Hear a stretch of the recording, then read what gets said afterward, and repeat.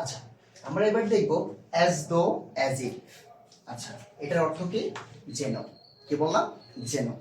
আমাদের যে জিনিসটা মনে রাখতে হবে, as though as if এর ফার্স্ট পার্ট অর্থাৎ প্রথম অংশ যদি প্রেজেন্ট ইনডিফিনাইট টেন্স হয়, কি বললাম? প্রেজেন্ট ইনডিফিনাইট টেন্স হয়, তাহলে সেকেন্ড পার্টই হবে পাস্ট ইনডিফিনাইট। কি বললাম? Past indefinite. আবার বলছি, as though as if এর ফার্স্ট পার্ট অর্থাৎ প্রথম অংশ যদি প্রেজেন্ট ইনডিফিনাইট টেন্স হয়, তাহলে দ্বিতীয় অংশ হবে পাস্ট ইনডিফিনাইট টেন্স। চলেন আমরা একটা এক্সাম্পল দেখি। আচ্ছা, কি লিখলাম example? He tells the matter as if he know everything. মনে করেন ব্র্যাকেটের ভিতরে আমাদের ভাবটা আছে নো। এবার আমরা দেখি এটা কোন রুলসের মধ্যে যাচ্ছে। দেখেন মাঝখানে কি আছে? অ্যাজ ইফ, যেটা বললাম as though oblique as if, যে কোনো একটা থাকবে। এবার দেখেন অ্যাজ দো অ্যাজ ইফ এর প্রথম অংশটা কি আছে দেখি আমরা একটু। হি টেলস দ্য ম্যাটার, সে ব্যাপারটা এমন করে বলছে, তাহলে হিটা সাবজেক্ট, তাই তো? টেলসটা ভার্ব অর্থাৎ ভি1, দ্য ম্যাটারটা অবজেক্ট। তার মানে একটা জিনিস খেয়াল করেন, প্রথম অংশটা কি আছে? Subject plus V1 plus object, অর্থাৎ কোন টেন্সের স্ট্রাকচার? প্রেজেন্ট ইনডিফিনাইট টেন্সের স্ট্রাকচার। এখন আমাদের রুলস কি বলতেছে? যে as though oblique as if, যে কোনো একটা অংশ, অর্থাৎ অ্যাজ দো অ্যাজ ইফ এর প্রথম অংশ যদি প্রেজেন্ট ইনডিফিনাইট টেন্স হয়, তাহলে দ্বিতীয় অংশ কি হবে? Past indefinite tense. এবার দেখি, তাহলে আমরা এখানে আছে সাবজেক্ট হি, এবার ব্র্যাকেটের ভিতরে দেওয়া আছে নো ভার্বটা। এখন নোটা কোন ফর্মে আছে? ভার্বে ভি অন ফর্মে আছে, কিন্তু আমাদের স্ট্রাকচার কি বলতেছে? স্ট্রাকচার বলতেছে যে অ্যাজ দো অ্যাজ ইফ এর প্রথম অংশ যদি প্রেজেন্ট ইনডিফিনাইট হয়, তাহলে দ্বিতীয় অংশে কি হবে? Past indefinite. তাহলে ডেফিনেটলি এখানে নো যে ভার্বটা আছে, তাহলে নো এর ভি2 কি অর্থাৎ পাস্ট ইনডিফিনাইট ফর্ম কি? নিউ। তাহলে এখানে আমরা কি এখানে কি বসাবো? নিউ। অর্থাৎ হি টেলস দ্য ম্যাটার, সে ব্যাপারটা এমন করে বলছে অ্যাজ ইফ যেন হি নিউ এভরিথিং, সে সবকিছুই জানতো। কাট। আচ্ছা, আমরা আরেকটা জিনিস দেখি, যে জিনিসটা আমাদের মনে রাখতে হবে অবশ্যই, যে আমরা তো দেখলাম যে অ্যাজ দো অ্যাজ ইফ এর প্রথম অংশ যদি প্রেজেন্ট ইনডিফিনাইট টেন্স হয়, তাহলে পরবর্তী অংশে পাস্ট ইনডিফিনাইট টেন্স হয়। কিন্তু একটা জিনিস মনে রাখতে হবে, যদি আমার এখানে বি ভার্বের কথা আসে, মনে রাখতে হবে যদি বি ভার্বের কথা আসে, সাপোজ দেখেন এখানে ব্র্যাকেটের ভিতরে দেওয়া আছে বি ভার্ব, অর্থাৎ আপনাকে একটা বি ভার্ব বসাতে হবে। এখন আমরা বি ভার্ব বলতে কি বুঝি? Am, is, are, was, were, এগুলো তো আমরা বেসিক্যালি বুঝি, তাই না? এখন আমাদের কি করতে হবে? এখানে আমাদের তো বলতেছে যে অ্যাজ দো অ্যাজ ইফ এর প্রথম অংশে যদি ভি1 থাকে, পরবর্তী অংশে ভি2 হবে। এখন আমরা এখানে কি বসাবো? তাহলে আমাদের এখন কথা আছে, যেহেতু আমাদের প্রথম অংশ ভি1 থাকলে পরবর্তী অংশে ভি2, অর্থাৎ পাস্ট টেন্স, তাহলে পাস্ট টেন্সের অক্সিলারি ভার্ব কি কি, অর্থাৎ বি ভার্ব কি কি? ওয়াজ, ওয়্যার। এখন তাহলে আমরা কোনটা নিয়ে আসবো? ওয়াজ নিয়ে আসবো নাকি ওয়্যার নিয়ে আসবো? এটা কিন্তু প্রশ্ন থাকে। যেহেতু হিটা থার্ড পারসন সিঙ্গুলার নাম্বার, অনেকের কাছে এই প্রশ্নটা থাকে যে হিটা থার্ড পারসন সিঙ্গুলার নাম্বার, তাহলে ডেফিনেটলি হি সাবজেক্টের পরে একটা সিঙ্গুলার ভার্ব বসবে, তাহলে ওয়াজ, ওয়্যার থেকে সিঙ্গুলার ভার্ব কোনটা? ওয়াজ। কিন্তু এখানে কখনো ওয়াজ বসবে না। কেন? কারণ একটা জিনিস মনে রাখতে হবে যে অবাস্তব কল্পনার ক্ষেত্রে সবসময়ের জন্য ওয়্যার বসে। একটা জিনিস, সিম্পল একটা জিনিস মনে রাখেন, দেখেন আপনি যখন বলতেছেন হি টেলস দ্য ম্যাটার, সে ব্যাপারটা এমন করে বলতেছে অ্যাজ দো, যেন হি ড্যাশ এ ম্যাড, যেন সে পাগল। একটা জিনিস চিন্তা করেন তো, আমরা কি বলতেছি? সে ব্যাপারটা এমন করে বলতেছে যেন সে পাগল। যেন সে পাগল, তার মানে সে কিন্তু পাগল না। আমরা কল্পনা করতেছি সে, মানে আসলে আমরা কথা কথা বলি না যে হ্যাঁ দাদা এই এমন করে কথা বলছিস কেন, তোর কথা শুনে তো মনে হচ্ছে তুই একটা পাগল। মানে সাপোজ ব্যাপারটা সেইমই, অবাস্তব কল্পনা, অর্থাৎ যেন কথাটা আসলে দেখেন একটা অবাস্তব কল্পনার ক্ষেত্রে চলে যায়। এই জন্য এইখানে হি এর পরে ওয়্যার বসবে। কেন? আবারও বলতেছি যে অবাস্তব কল্পনার ক্ষেত্রে সাবজেক্ট যেটাই হোক, ফার্স্ট পারসন অথবা থার্ড পারসন যেটাই হোক, তারপরে ওয়্যার বসবে, অর্থাৎ বি ভার্বের এখানে ওয়্যার বসবে। আচ্ছা, তাহলে আমরা প্রথমটা কি দেখলাম? অ্যাজ দো অ্যাজ ইফ এর প্রথম অংশ প্রেজেন্ট থাকলে পরবর্তী অংশ পাস্ট ইনডিফিনাইট। এবার আমাদের যে জিনিসটা আবার মনে রাখতে হবে সেটা হচ্ছে অ্যাজ দো অ্যাজ ইফ এর প্রথম অংশ যদি পাস্ট ইনডিফিনাইট টেন্স হয়, কি বললাম? পাস্ট ইনডিফিনাইট টেন্স যদি হয়, তাহলে পরবর্তী অংশে হবে পাস্ট পারফেক্ট টেন্স। আবার বলি, as though oblique as if এর প্রথম অংশ যদি পাস্ট ইনডিফিনাইট টেন্স হয়, তাহলে পরবর্তী অংশ হবে পাস্ট পারফেক্ট টেন্স। চলেন এক্সাম্পল দেখি।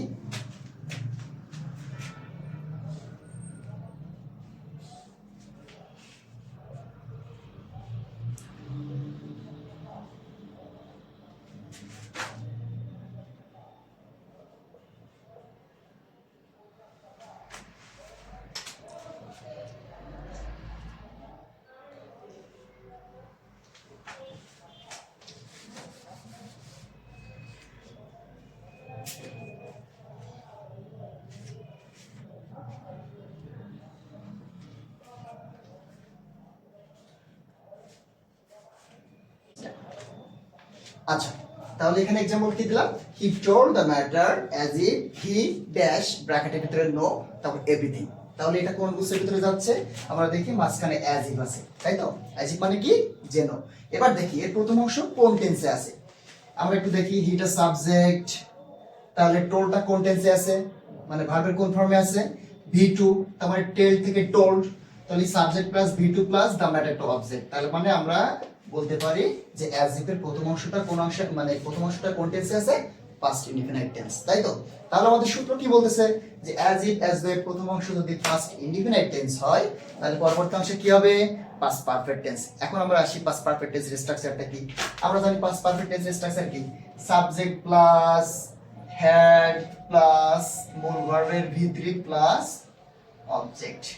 এখন আমাদের এখানে দেওয়া আছে কি, আমাদের প্রথমে সাবজেক্ট থেকে দেওয়া আছে, তাহলে তারপরে ব্র্যাকেটে ভার্বটা দেওয়া আছে নো, কিন্তু আমাদের স্ট্রাকচার কি বলতেছে, স্ট্রাকচার বলতেছে প্রথম অংশ যদি ভি2 হয়, তাহলে পরবর্তী অংশে কি হবে, পাস্ট পারফেক্ট। আর পাস্ট পারফেক্টের ভিতরে আমরা স্ট্রাকচার কি জানি, সাবজেক্ট প্লাস হ্যাড প্লাস মূল ভার্ব ভি3, আর সাবজেক্ট দেওয়া আছে, তাহলে আমাদের কোনটা জুড়তে হবে, এই হ্যাডটা নিয়ে আসতে হবে।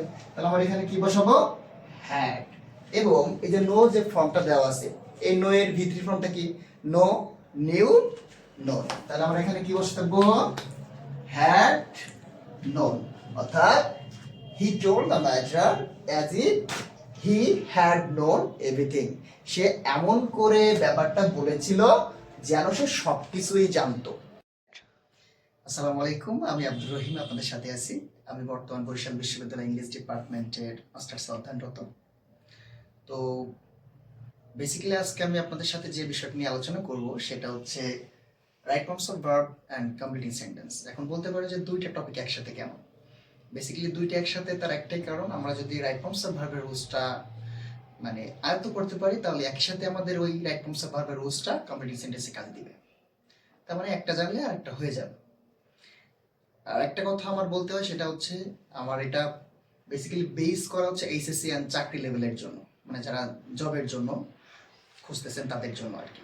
তবে আমরা এইচএসসি স্ট্যান্ডার্ড আকারে আর কি আমরা সামনের দিকে আগাবো, আশা করি ইনশাল্লাহ সব কিছুই পাবেন। আচ্ছা, এবার দেখেন আমরা এবার যে জিনিসটা করব সেটা হচ্ছে ওই রাইট ফর্মস অফ ভার্বের একই রুলস দিয়ে কমপ্লিট সেন্টেন্স করব। এখন আমরা কমপ্লিট সেন্টেন্স বলতে কি বুঝি, কমপ্লিট করা অর্থাৎ পূর্ণ করা, ফিল আপ করা। তার মানে একটা সেন্টেন্সের অর্ধেক আপনার দেওয়া থাকবে, বাকি অংশটুকু আপনাকে করতে হবে, এটা হচ্ছে কমপ্লিট সেন্টেন্স। এখন দেখি আমরা example, he acts as if, সে এমন করে অভিনয় করছে যেন। দেখেন তো এখানে কোন রুলস আসতেছে, মাঝখানে কি আছে, অ্যাজ ইফ। এখন আমরা রুলসে কি পড়ছিলাম, যে অ্যাজ ইফ অ্যাজ দর প্রথম অংশ যদি প্রেজেন্ট থাকে, তাহলে পরের অংশ কি হবে, পাস্ট ইনডিফিনাইট। তাহলে আমরা দেখি এখানে প্রথম অংশ কি আছে, হি অ্যাক্টস, অর্থাৎ হিটা সাবজেক্ট আর অ্যাক্টসটা হচ্ছে ভার্ব।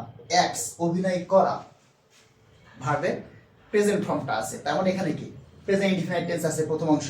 তাহলে আমাদের রুলস কি বলে, অ্যাজ ইফ অ্যাজ দর প্রথম অংশ যদি ভি1 অর্থাৎ প্রেজেন্ট ইনডিফিনাইট থাকে, তাহলে ডেফিনেটলি পরের অংশ কি হবে, পাস্ট ইনডিফিনাইট। এখন পাস্ট ইনডিফিনাইট এর স্ট্রাকচার আমরা কি জানি, সাবজেক্ট প্লাস ভি2 প্লাস অবজেক্ট, তাই তো?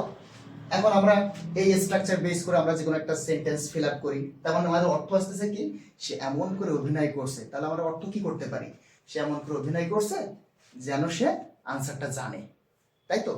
যেন সে আনসারটা জানে, তাহলে যেন সে, তাহলে এখানে আমরা সাবজেক্ট, তাহলে সাবজেক্টের জায়গায় কি নিয়ে আসবো, হি, যেহেতু হি নিয়ে আসতেছি। আচ্ছা, হি। এবার আমাদের স্ট্রাকচার কি বলতেছে, ভি1 হলে ভি2, তার মানে আমাদের ভি2 নিয়ে আসতে হবে, তাহলে সে আনসারটা জানে।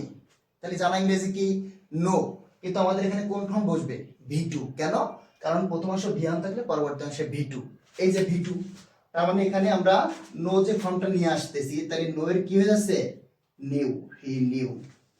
তারপরে হি নিউ দা আনসার। দেখেন আমরা একই রুলস দিয়ে কি করলাম, একই রুলস দিয়ে আমরা কমপ্লিটিং সেন্টেন্সটা করে ফেললাম। এটা সেম ওয়ে দেখেন, ফর এক্সাম্পল দেখি, দ্য ডগ বার্কড, কুকুরটা ঘিউ ঘিউ করতেছে, অ্যাজ দো, যেন। এবার আমরা একটু খেয়াল করি এখানে কোন রুলস আসতেছে, অ্যাজ দো আছে, যেন। তাহলে ওই একই rules, as if as though যে কোনো একটা অংশ থাকবে। তাহলে প্রথম অংশ কি আছে একটু দেখি তো, দ্য ডগ সাবজেক্ট, বার্ট ঘেউ ঘেউ করা, বার্ট মানে হচ্ছে ঘেউ ঘেউ করা, আর বার্ট যেহেতু ইডি যোগ করা আছে তার মানে ভি2 আছে, তাই তো? তাহলে প্রথম অংশ কি আছে? ভি2 আছে। তাহলে আমাদের রুলস কি বলে? যদি প্রথম অংশে ভি2 থাকে তাহলে পরবর্তী অংশে কি হবে? পরবর্তী অংশে পাস্ট পারফেক্ট। তাহলে পাস্ট পারফেক্ট স্ট্রাকচার কি? সাবজেক্ট প্লাস হ্যাড প্লাস মূল ভার্বের ভি3 প্লাস অবজেক্ট, তাই তো? তাহলে আমরা এই স্ট্রাকচার বেস করে এই কমপ্লিটিং সেন্টেন্সটা করি। এখন আমাদের অর্থ কি করা যায়?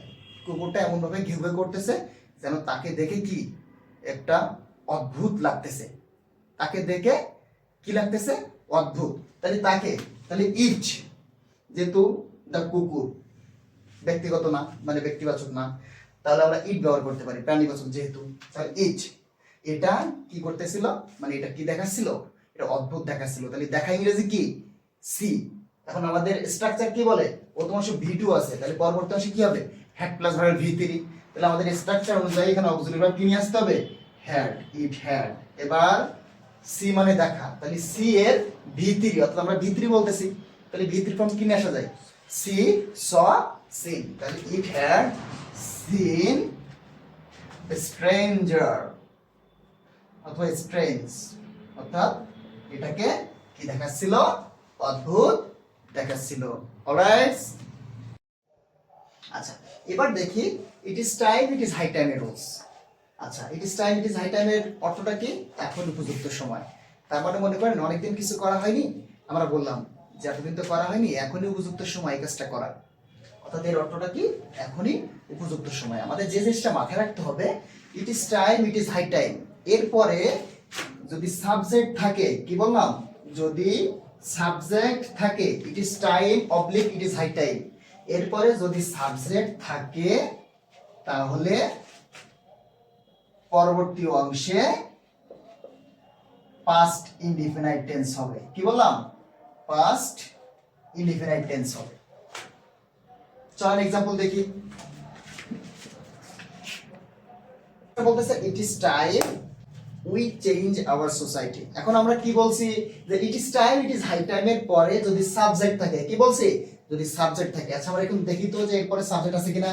ইট ইজ টাইম, এই যে উইটা কি একটা সাবজেক্ট না? তাহলে ইট ইজ টাইম এর পরে যদি সাবজেক্ট থাকে তাহলে পরবর্তী অংশে কি হবে? ওই যে লিখে দিছি দেখেন, পাস্ট ইনডিফিনাইট টেন্স হবে। তাহলে এখানে পাস্ট ইনডিফিনাইট এর এখানে চেঞ্জ আছে, মূল ভার্বটা আছে চেঞ্জ। চেঞ্জ মানে কি? পরিবর্তন করা। এটা কোন ফর্মে আছে? ভার্বের বেস ফর্ম অর্থাৎ প্রেজেন্ট ফর্মে আছে। তাহলে চেঞ্জের ভি2 কি? চেঞ্জড। তাহলে এখানে আমরা কি বসাবো? চেঞ্জড, তাই তো? তাহলে it is high time we changed our society, এখনই উপযুক্ত সময় আমাদের সমাজকে পরিবর্তন করা। এবার আসি, আমরা একটু আগে কি পড়লাম? It is time it is high time এর পরে যদি সাবজেক্ট থাকে তাহলে এর পরবর্তী অংশে পাস্ট ইনডিফিনিট টেন্স হবে। কিন্তু এবার যদি সাবজেক্ট না থাকে তখন কি হবে? আমাদের মনে রাখতে হবে it is time it is high time এর পরে যদি সাবজেক্ট না থাকে তাহলে তার পরবর্তী অংশে সরাসরি টু প্লাস ভি1 অর্থাৎ ইনফিনিটিভ বসবে। এক্সাম্পল দেখি। ইট ইজ হাই টাইম, এই যে ইট ইজ হাই টাইম আছে। এবার দেখেন তো ইট ইজ হাই টাইমের পরে কোনো সাবজেক্ট আছে কিনা? ইট ইজ হাই টাইম, তারপরে আছে দেওয়া আছে টু। তাহলে আমাদের স্ট্রাকচার কি বলতেছে? It is time it is high time এর পরে যদি সাবজেক্ট না থাকে, আগে দেখেন একটা সাবজেক্ট ছিল, এই জন্য আমরা পরবর্তী অংশে পাস্ট ইনডিফিনিট বসাইছিলাম, কিন্তু এবার দেখেন তো কোনো সাবজেক্ট আছে? সাবজেক্ট নাই। তাহলে যদি সাবজেক্ট না থাকে তাহলে আমাদের কি করতে হবে? টু প্লাস ভি1, অর্থাৎ এখানে টু দেওয়া আছে না, তাহলে আমাদের সরাসরি টু প্লাস ভি1 অর্থাৎ চেঞ্জের চেঞ্জ ফর্ম অর্থাৎ ভি1ই বসে যাবে। আচ্ছা এবার দেখবো it is time it is high time এর রুলসটা। আচ্ছা আমরা it is time it is high time এর রুলসটা কি পড়ছিলাম? যে it is time it is high time এর পরে যদি সাবজেক্ট থাকে তাহলে পরবর্তী অংশে পাস্ট ইনডিফিনাইট টেন্স, আর যদি সাবজেক্ট না থাকে তাহলে টু প্লাস ভি1। আমরা এই যে জিনিসটা দেখছিলাম, এখন আমরা দেখি কিসের মধ্যে যাচ্ছে। দেখেন it is high time we, তাহলে আমাদের রুলস কি বলতেছে? ইট ইজ হাই টাইম পরে যদি সাবজেক্ট থাকে, তাহলে এখানে দেখেন তো সাবজেক্ট আছে না? উই, হ্যাঁ সাবজেক্টটা আছে। তাহলে আমাদের রুলস কি বলে? যদি সাবজেক্ট থাকে অর্থাৎ it is time it is high time এর পরে যদি সাবজেক্ট থাকে তাহলে পরবর্তী অংশে কি হবে? Past indefinite. তাহলে পাস্ট ইনডিফিনাইট স্ট্রাকচার কি? Subject plus ভি2 plus object. তাহলে আমরা এখানে ভি2 প্লাস অবজেক্টটা নিয়ে আসি, যেহেতু সাবজেক্ট দেওয়াই আছে তাহলে ভি2 প্লাস অবজেক্ট নিয়ে আসি। ইট ইজ হাই টাইম, এখনই উপযুক্ত সময়, তাহলে অর্থ করে আমরা কি নিয়ে আসতে পারি, এখনই উপযুক্ত সময় দুর্নীতিকে কি করা, বন্ধ করা। তাহলে বন্ধ করা ইংরেজি কি, স্টপ। এখন আমাদের ভার্বের কোন রূপ হতে হবে, ভি2, তাহলে স্টপের ভি2 কি, stopped, S T O E P E D, stopped কি, কি বন্ধ করা, কারাপশন, দুর্নীতি, সি ও আর আর, কারাপশন, তাই তো। এখনই উপযুক্ত সময় দুর্নীতিকে বন্ধ করা। একটা সেম ওই দেখেন আমরা রুলস আবার কি পড়ছিলাম, যদি it is time, it is high time এর পরে যদি সাবজেক্ট না থাকে, দেখেন প্রথমটা সাবজেক্ট ছিল বিদা আমরা পরবর্তীতে ভি2 নিয়ে আসছি, তাই তো।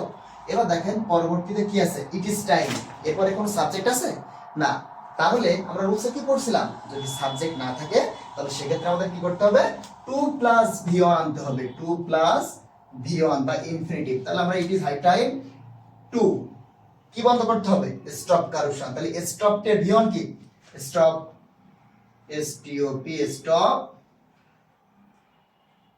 কারাপশন, তাই তো। এট দ্য সেম ওয়ে যদি আমরা এখানে সাপোজ মনে করেন এখানে ইট ইজ টাইম, যেহেতু প্রেজেন্ট আছে ভিয়ন আছে, কিন্তু এখানে যদি সেম ওয়েতে আসতো ইট ওয়াজ হাই টাইম, তাহলে আমরা কি বসাতাম, উই ড্যাশ যাই ড্যাশ, তখন আমরা কি বসাতাম বলেন তো। এখন প্রথমে কি আছে, ভি2 আছে, তাহলে আমাদের রুলস কি বলে যে প্রথম অংশে যদি ভি2 থাকে, অর্থাৎ it is time, it is high time না থেকে যদি ইট ওয়াজ টাইম অথবা ইট ওয়াজ হাই টাইম থাকে, তাহলে পরবর্তী অংশে কি হতে হবে, পরবর্তী অংশে পাস্ট পারফেক্ট হইতে হবে। তাহলে পাস্ট পারফেক্ট স্ট্রাকচার কি, সাবজেক্ট প্লাস হ্যাড প্লাস ভার্বের ভি3 প্লাস অবজেক্ট। তাহলে আমরা এখানে কি দেব, it was high time we had stopped corruption, তাই তো, corruption, এই তো। অলরাইট।